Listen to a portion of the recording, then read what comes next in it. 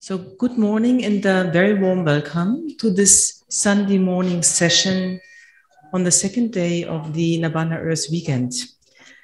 It is with great pleasure to say that this is the third cooperation between Goethe-Institut, Max Mueller Bhavan, Calcutta, and the Nabanna Earth Weekend Festival.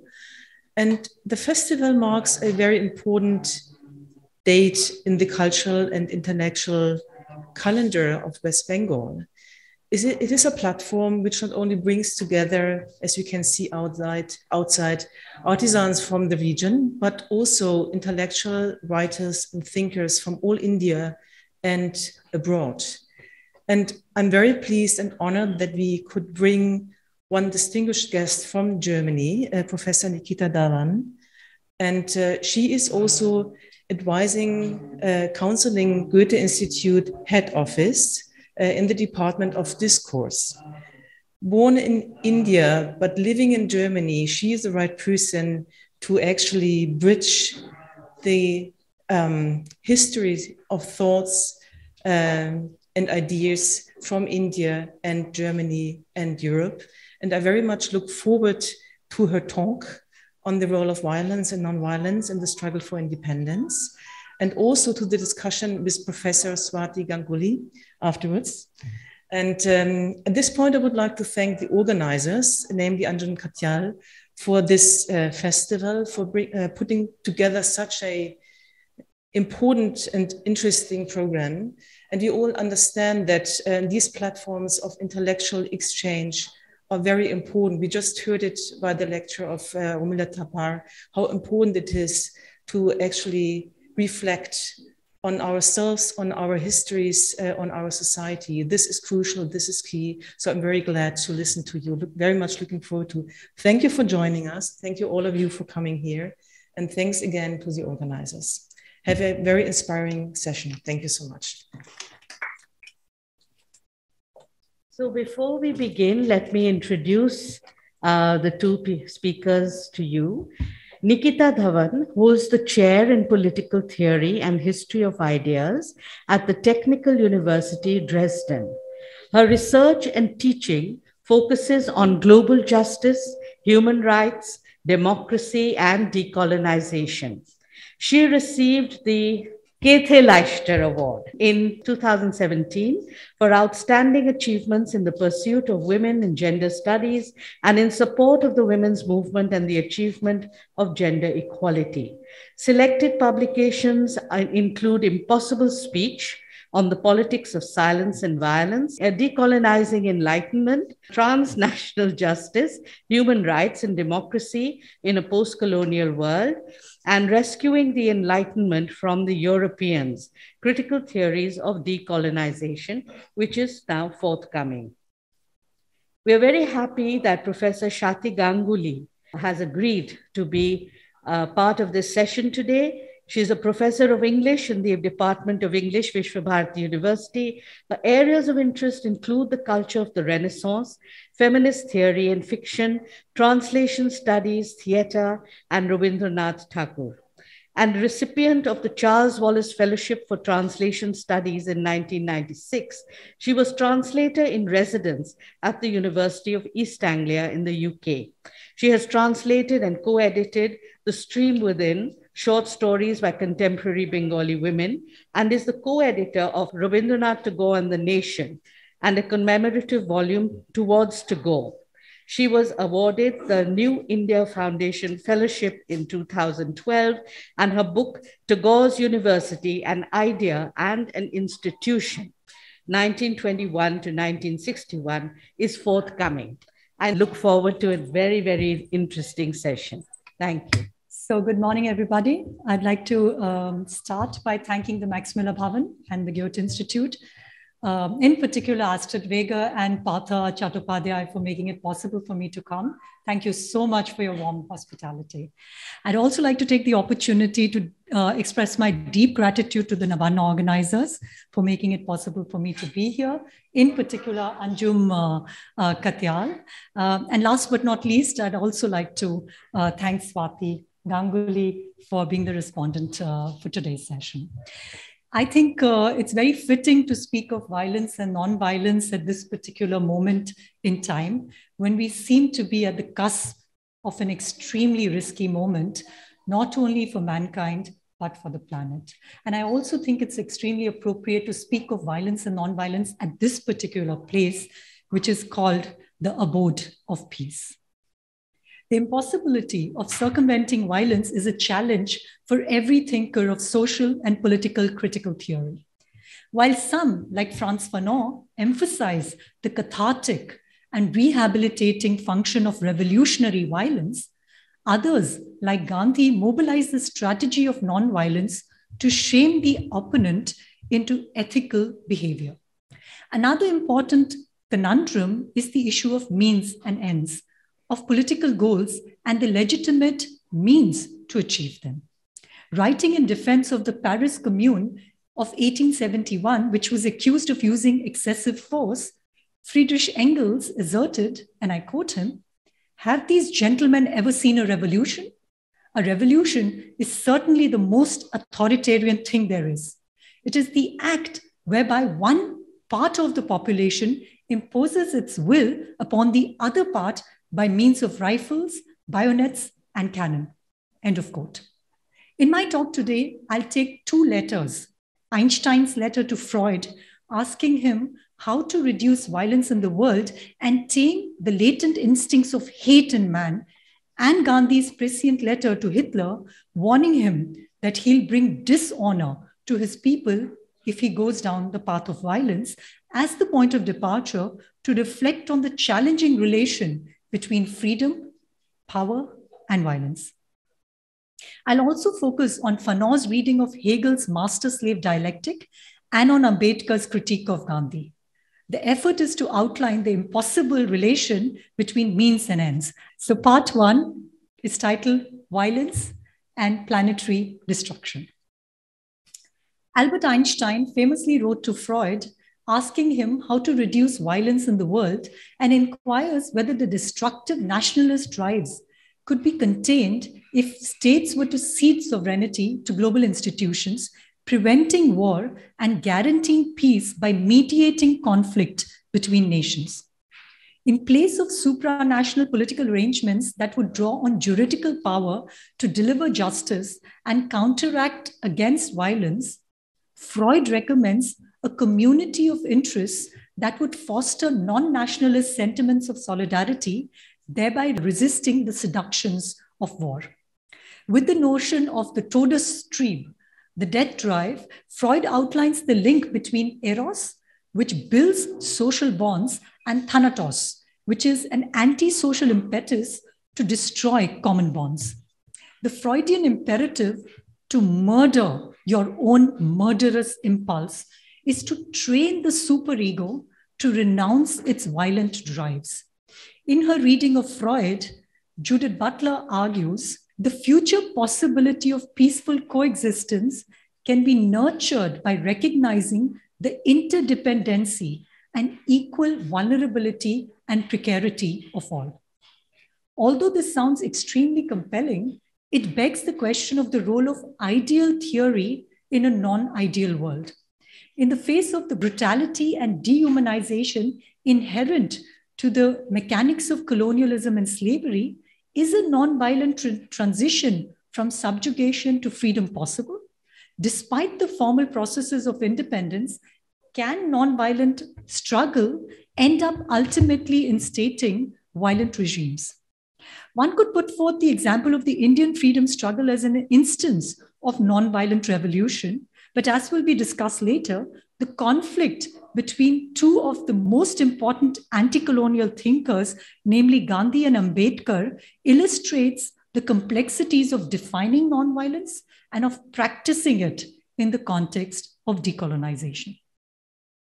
In the spirit of a thought experiment, I will now bring in Hegel and Fanon into the conversation on the relation between violence and freedom. Fanon observes that violence is both a symptom of oppression, while it's also a remedy against it. He understands violence to be imperative for politics insofar as he focuses on the strategic element within violence which must be both contained as well as channeled towards the goal of decolonization. Fanon provocatively argued that violence, and I quote him, frees the native from his inferiority complex and from his despair and inaction. It makes him fearless and restores his self-respect, end of quote. As a psychiatrist, Fanon is acutely aware that the subject, as well as the world which comes into contact with violence, is not immune to the impact of its unleashing. Colonial violence provokes a response from the colonized who are fighting for their destiny as well as their future. The complex and dilemmatic relation between means and end, between force and liberation, cannot be disavowed. Fanon's reflections on the inextricable intimacy between violence and freedom draws on Hegel's master-slave dialectic, which was written during Europe's transition from feudalism into capitalism. It is claimed that Hegel's idea of the relation between lordship and bondage was actually inspired by the independence struggle by the slaves in Haiti. In his reading of Hegel's Phenomenology of Spirit, Fanon shows the limits and lures of Hegel's master-slave dialectic for anti-colonial radical thought. Unlike Hegel's claim that the master actually seeks recognition from the slave for reinforcing his own identity, of course, his is a key term here, Fanon argues that given that the Black slave is not even considered to be human by the white master, there is no question of reciprocity between the two. Fanon remarks, I quote him again, the master laughs at the consciousness of the slave. What he wants from the slave is not recognition, but work. The Black slave, unlike the slave described by Hegel, finds no emancipation in his work, according to Fanon. In the chapter, the notorious chapter on violence in The Wretched of the Earth, Fanon quotes Hegel, it is solely by risking life that freedom is obtained, end of quote. For Hegel, in not staking one's life for recognition, enslavement comes about. Fanon bemoans that the master paternalistically grants the gift of freedom and recognizes the latter without the slave actually struggling for recognition. There is no conflict in such a situation, and the Black man is denied agency as he knows nothing of the cost of freedom, for he has not fought for it. To achieve true freedom, the subjugated must demand recognition by taking power in his own hand. Violence here becomes, and I'm quoting Fanon here, a cleansing force that liberates the slave. To continue Fanon's quote, he who is reluctant to recognize me is against me. It is a fierce struggle. I'm willing to feel the shudder of death, the irreversible extinction, but also the possibility of impossibility, end of quote. Now, unlike Fanon, Hannah Arendt does not believe that violence is the appropriate means to achieve independence. In her view, violence exceeds the end and has unintentional consequences, thereby making the world as such more violent. So we don't always, although we think that, we are instrumentally using violence for freedom, violence always escapes our mastery of it. And Arendt warns that by deploying violence, by mobilizing violence, we make the world a more violent place. Thus, even as violence might be a remedy, it can end up being worse than the ailment, according to Arendt. Though it can facilitate change, the change that it facilitates could perpetuate endless spirals of violence. Now, ironically, even as Arendt condemned fascist and anti-colonial violence, she rejects the efficacy of non-violent strategy, which in her estimation might have worked against colonial regimes, but was useless against the Nazis. Here, now I'll bring Gandhi into the conversation, whose most controversial position was his insistence on non-violent resistance against totalitarian regimes. Fighting violence and brutality with the same weapons, in Gandhi's view, was useless in saving humanity, suggesting instead that non-violent cooperation would vanquish fascism without armed opposition. Instead of defeating colonizers and fascists, Gandhi was more interested in converting them to the cause of nonviolence. Given that violence is ubiquitous in everyday practice, it is impossible to avoid it. Nonviolence for Gandhi is not an alternative, but an appropriation and sublimation of violence through political and ethical experimentation. Instead of circumventing or avoiding violence, Gandhi's endeavor was to confront violence with the force of suffering. So he says those who want to practice nonviolence must learn, must train themselves to suffer, and thereby to transmute it in violence into nonviolence. The best example of Gandhi's quixotic efforts to save Europeans. So this is also my inspiration for my next book, Rescuing the Enlightenment from the Europeans. Gandhi wanted to save the Europeans from their own destructive selves. In his letter to Hitler, I quote him, he says, "That I address you as a friend is no formality. I own no foes. My business in life has been for the past 33 years to enlist the friendship of the whole of humanity by befriending mankind irrespective of race, color, or creed." He warns Hitler, "You are leaving no legacy to your people of which they will feel proud. They cannot take pride in a recital of cruel deeds, however skillfully planned. I therefore appeal to you in the name of humanity to stop the war." End of quote. Gandhi's warning of how matching Nazi violence with the armed intervention of the Allies would put the whole humanity at risk came true in the bombing of Hiroshima and Nagasaki. When asked if the atom bomb had antiquated nonviolence, Gandhi responded, and I quote him again, "No, it is the only thing the atom bomb cannot destroy. I did not move a muscle when I first heard that the atom bomb had wiped out Hiroshima. On the contrary, I said to myself, unless now the world adopts nonviolence, it will spell certain suicide for mankind." End of quote. Instead of putting faith in state violence to defeat fascism, Gandhi encouraged private individuals, particularly those considered too vulnerable and oppressed, to be vanguards as moral agents of change. Some of Gandhi's closest friends were Jewish, whom he advised to retain their integrity as moral agents and not allow themselves to become passive victims of Nazi violence. Gandhi believed that evil was precarious and thus could be dislodged by starving it of support. When mocked of dangerous naivete, Gandhi defended pointless, nonviolent resistance for not only safeguarding the moral integrity of its agent in the present. So Gandhi was not only thinking about the here and now, but also of serving as an ideal for future practices. Gandhi's approach demilitarizes resistance and also makes it accessible for all. Everyone might not have the capacity to access weapons or the ability to commit violence, but according to Gandhi, there is no one who cannot not be nonviolent. Now, as feminist critics have pointed out, there is a deep link between masculinity, violence, and nonviolence in Fanon's and Gandhi's reading. While Fanon argues that it is through violence that the thing which has been colonized becomes a man, destroying that which destroyed while healing the violated, Gandhi claimed that women were naturally predisposed to nonviolence. It is maintained that Gandhi allegedly feminized politics and created space for women to enter the public sphere and the political arena. Now, from a queer feminist postcolonial perspective, it is important to note that both violence and nonviolence are gendered, racialized, communalized, caste and class biased in historically and geopolitically specific ways.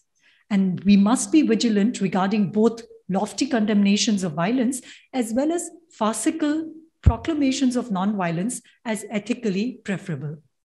This brings me to my second and concluding part, the controversial relation between Gandhi and Ambedkar. So the second part is called Anarchism versus Constitutionalism. While Gandhi focused on the violence of the British Raj, Ambedkar's struggle was against the Hindu caste order, which he saw as violent and thus worthy of annihilation. For Ambedkar, Gandhi's Hind Swaraj was testimony to his unwillingness and inability to see the inextricable link between caste-based division of labor and violence. For Ambedkar, this formed the foundation of capitalism in India. When the British conceded to the provision of separate electorates for untouchables, Gandhi threatened that he would fast to death. Ultimately, the provision was revoked, with Ambedkar being villainized for endangering both Gandhi's life and anti-colonial unity by making such a demand. Commenting on the incident, Ambedkar wrote, and I quote him, "There was nothing noble in the fast. It was a foul and filthy act. It was the worst form of coercion against a helpless people to give up the constitutional safeguards of which they had become possessed under the Prime Minister's award and agree to live on the mercies of the Hindus. It was a vile and wicked act. How can the untouchables regard such a man as honest and sincere?" End of quote.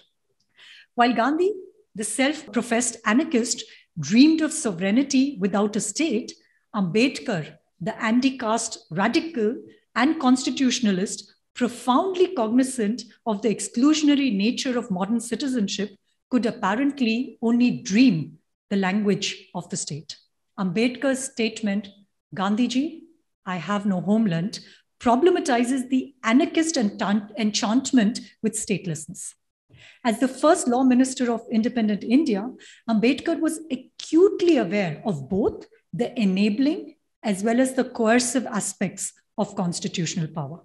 Ambedkar conceived the restitution of dignity of the untouchables who had suffered centuries of humiliation and exploitation in terms of constitutional safeguards and juridical regulations against caste cruelty and religious oppression. While Gandhi and Fanon focused on freedom by overthrowing colonial rule, Ambedkar was committed to equality through the constitution of an independent state as the guarantor of civic rights, resulting in the world's longest constitution. When Gandhian and Fanonian revolutionary aspirations, whether violent or non-violent, are juxtaposed to Ambedkarite constitutional power, the tension, I like the German word Spannung, between freedom and equality, revolution and constitution, popular sovereignty and shared vulnerability becomes unresolvable. Now, in conclusion, let me move from the sublime to the mundane. A Bollywood actress recently triggered a shitstorm remarking that because Indian anti-colonial struggle was achieved non-violently, freedom was given to us in Gandhi's begging bowl. I'm quoting her, she who must not be named. Warning Indians to choose their heroes wisely, the actress mocks Gandhi, observing, and I quote her tweet, she says, "Offering the other cheek gets you bhik, alms, not azadi, freedom," end of tweet. In her view, only in 2014, India got true independence when the BJP came to power. When I read this tweet, I was reminded of Hegel's warning about history's revenge upon the revolutionary hero. So, we all aspire to be inspirations for others, and Hegel warns us that all heroes will be disgraced, not because of their actions, but because they are rendered redundant so that they fall off like empty hulls from the canal. The lament seems to be, this is the lament of the Bollywood actress, that there have been no Indian Jacobins, and how Gandhian nonviolence is not particularly heroic. What the actress fails to understand is that the Haitian insurgents, of course, I'm thinking about C.L.R. James's Black Jacobins. So the Haitian insurgents whose rallying cry was liberty or death, actually Gandhi's rallying cry for anti-colonial struggle was also liberty or death, but rejecting an instrumentalist means ends thinking with justified violence as permissible if politically expedient.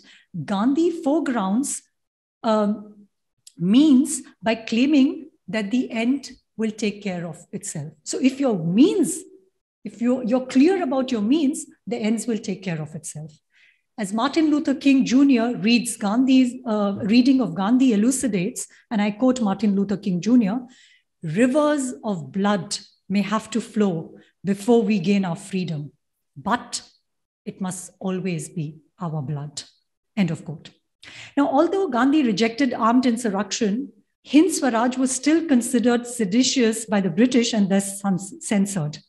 The central tenet of the book is that modern civilization had harmed England, and it was morally imperative to end the British rule in India before it also damaged India. However, Gandhi did not want freedom at any cost, and he was especially concerned that Indians would end up being like the British. Tracing the provenance of non-violence to Hindu civilization, Gandhi contends that following the path of violence would be to Europeanize India such that decolonization without non-violence would be a failure even if we gained independence. So he makes a distinction in my reading between independence and decolonization. Gandhi rejected a vision of India's future that drew on Europe's past. This was Gandhi's worst nightmare. His understanding of self-rule went beyond, he was arguing that we don't just replace white faces with brown faces or merely imitate European political systems. Rather, India, by overcoming violence, was to be an experiment in the universal practice of non-violence that would enable a moral and political transformation of all of mankind. My last words conclude by focusing on two of my favorite German words, Vergangenheitsbewältigung and Zukunftsfähigkeit. The former can be roughly translated, so Vergangenheitsbewältigung can be roughly translated as working through the past, and Zukunftsfähigkeit can be roughly translated as future viability. Now, my first language is Hindi, and as in many Indian languages, in Hindi, the word for tomorrow is the same as the word for yesterday, kal.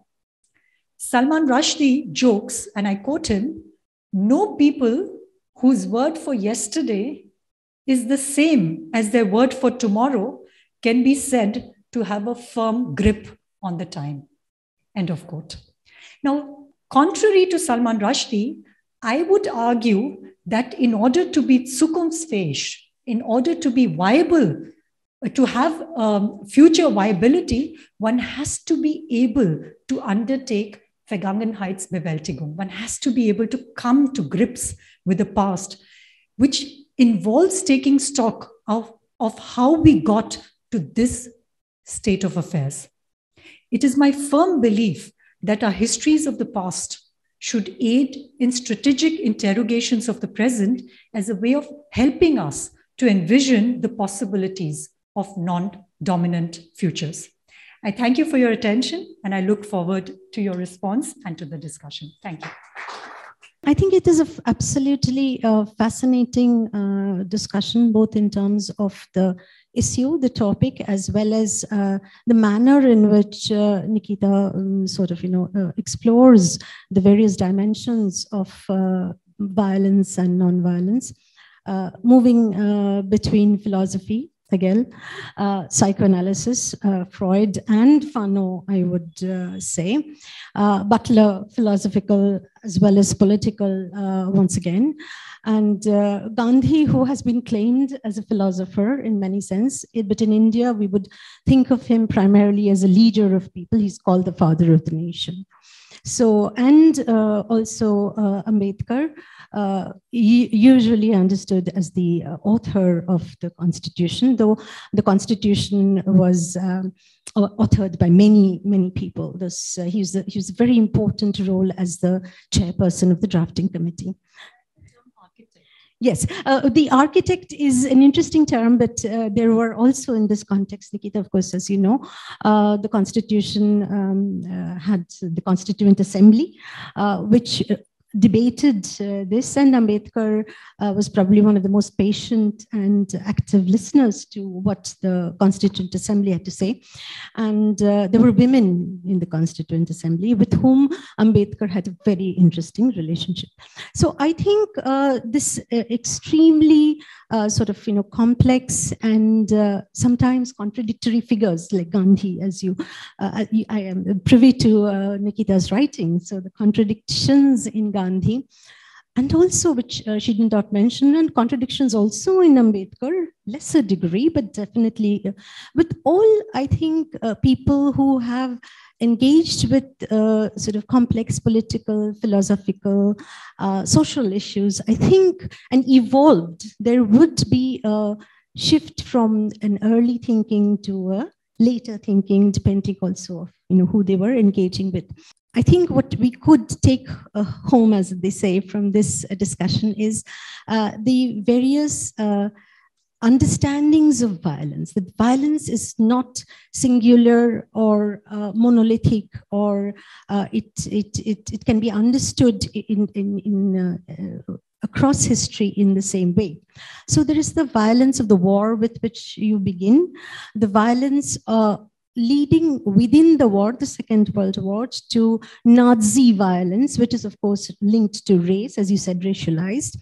The specificity of the Holocaust, and then colonialism in a much larger context, the violence in colonialism, to the violence which I think is endemic to societies.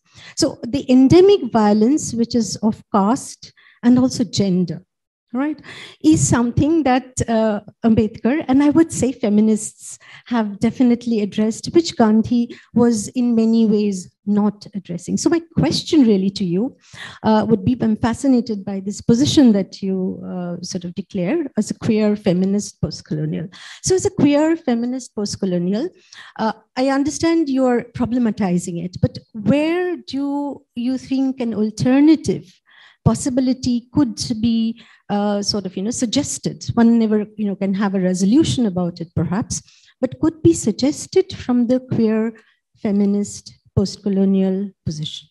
I'll start with a clarification. I use queer feminist postcolonial like kind of position but there are of course tensions in queer studies, postcolonial and feminist. I mean, there is a decolonial approach which says that feminism is actually Eurocentric, it's Western, and that actually if you go to pre-colonial societies, there was no gender, and that somehow gendering itself is a legacy of colonialism. So just to, somebody like Maria Lugones. Just to clarify that although it seems to, harmonize the queer feminist postcolonial position, there are tensions between these positions. So just as a preliminary remark out there. I thought, because I've given so many I've thrown so many abstract theories on a Sunday morning at the audience. I actually just recently, it's my first semester at the TU Dresden, and I taught a class on Theories of Violence and Nonviolence, and we read Hannah Arendt, we read Franz Fanon, we read Gandhi, and we read Butler. So we focused on, unfortunately, I couldn't include Walter Benjamin's critique of violence, but there was one particular example which kind of was very troubling, and the entire class struggled with it. So maybe let me share that with you, and that's Toni Morrison's Beloved. So if y'all have not read the novel, in 2 sentences, Toni Morrison is a Nobel Prize winning Black author. And the story is based on a short newspaper clipping that Toni Morrison read about a female slave who knew that they were going to come and take her children away. And they were going to be also sold into slavery. So this young mother kills her child. She wanted to kill all her children, but only manages to kill one of her children before the others are taken away. And the reason why I give you this example is to show, once again, illustrate the conundrums of talking about violence, not only practicing violence and nonviolence, but even conceptually, epistemically, trying to grapple the question of violence and non-violence. And the challenge, and I promised my students that no money back guarantee, none of your questions will be resolved. As philosophers, you're trained to engage with ethical dilemmas. So the resolution only happens in, they're also studying international relations. So I said, there you'll get your policy, you'll get your answers of how to save the world in 10 steps. In the philosophy class, for every solution, I have a problem. So I have another, I'm going to train you all to do other things. So initially, they were not very happy because, of course, students like, and it's good that they like clear-cut solutions to problems. But in the end, they said that it was okay. They forgave me that I didn't give them easy answers. So again, to come back to your extremely important question and my very inadequate response to it, what we struggled in class is, did the mother do violence to the child by taking away the possibility, is death worse than slavery? And is this something that, again, the question of freedom, the question of violence, non-violence, and I showed them a wonderful interview with Toni Morrison, who then, when asked about the novel, says that the question of violence and non-violence for her hinged on the question of how to forgive the unforgivable. And only once we address this question of how to forgive the unforgivable can we approach the question of non-violence. Because otherwise, there is always this question, mobilizing justified violence. That's another important point that I could not address. The question of legitimate and illegitimate, justified and unjustified violence. So even today, as we witness what is happening in Ukraine and Russia, all of us will agree that we would say that the Ukrainian resistance is justified counter-violence. And it's too soon to tell. We can't, that's the other thing I always tell students, again, inspired by Hegel and Gramsci, that unlike policymakers, philosophers are very slow thinkers. So we are not journalists.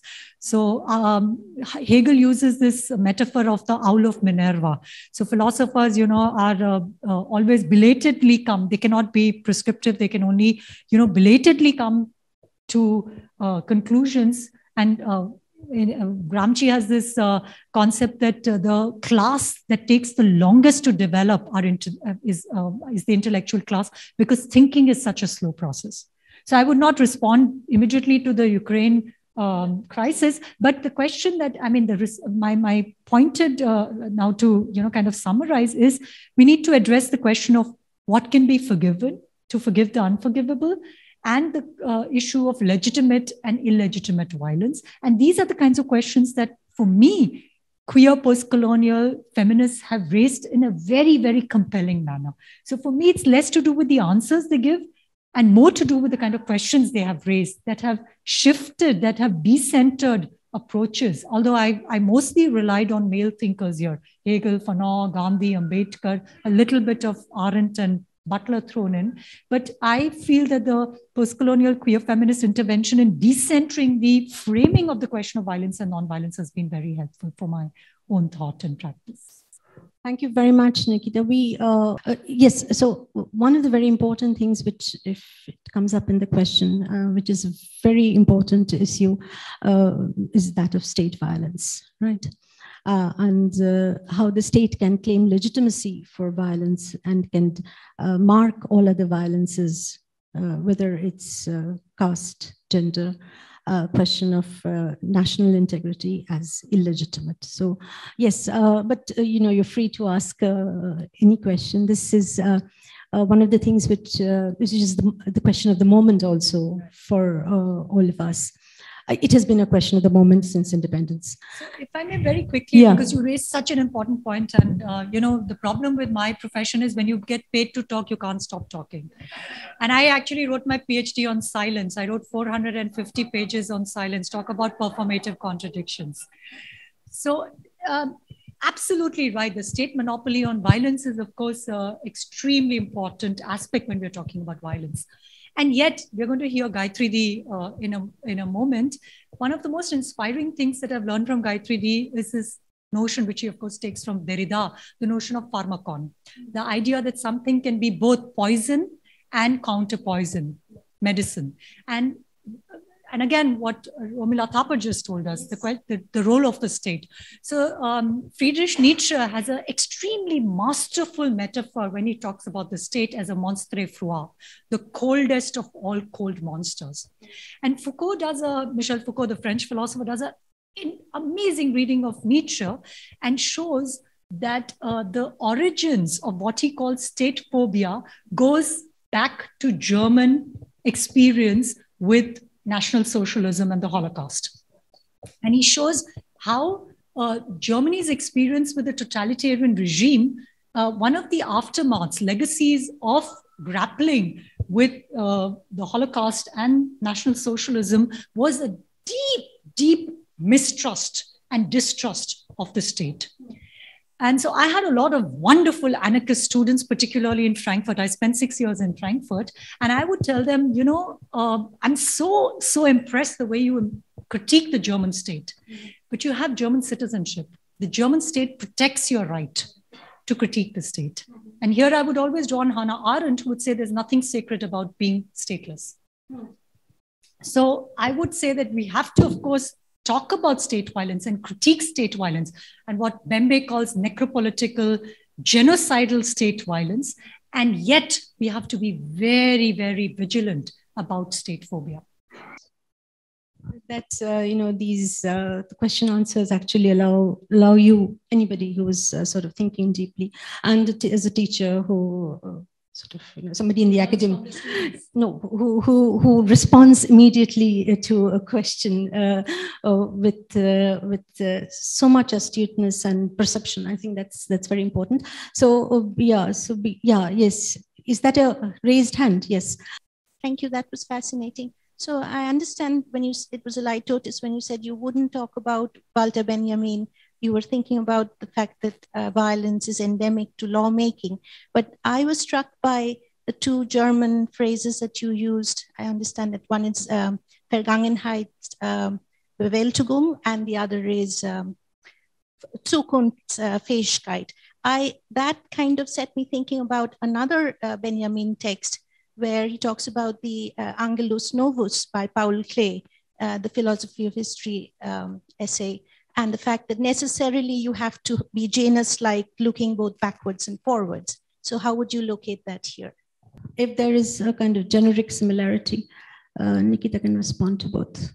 One of the first images that I saw when the Russian invasion started was, which was compared to the Tiananmen Square tank man, where this singular, of course, male figure was standing in front of the Russian tanks without any kind of weapons and stopping the tanks. So I suppose that would be, I wouldn't want to predict Gandhi and his strategies. He was an extremely astute strategist, and but I would think that this would be possibly, he would do maybe a hunger strike or Dandi March, or one of the many tricks in his bag that he had, tactics that he had. But I must say that there were a lot of people who, for example, Nelson Mandela, who said that he was inspired by Gandhian philosophy, was a very harsh critic of Gandhi. And in fact, the longer version of this chapter, which I sent Swati, has this quote of Nelson Mandela where he actually accuses Gandhi also of being naive, and said that that what worked against the Britishers in India would not necessarily work against the apartheid regime in South Africa. So I think different times, different geopolitical, temporal times call for different strategies. And this actually connects very well to the first question about looking backwards and looking forward. So this also is there in the chapter, the angel of history who wants to look forward, but the wind is pushing the wings to always. And actually that was also the inspiration. So there are these, random things that happen, coincidences, that you read Benjamin and then you come across a quote by Rushdie and then you think, oh, in Hindi, Kal is also both yesterday and tomorrow. And a lot of non-Hindi speakers or I think it's the same in Bangla also. In Bangla, you have okay, so there is a differentiation. Okay, but I've been told, for example, in Aymara, which is an indigenous language in the Americas, in Aymara also it's, and in Mandarin also apparently the past and the future have the same word, and I think it wonderfully shows the interconnection between what we've inherited and what we want to leave behind. And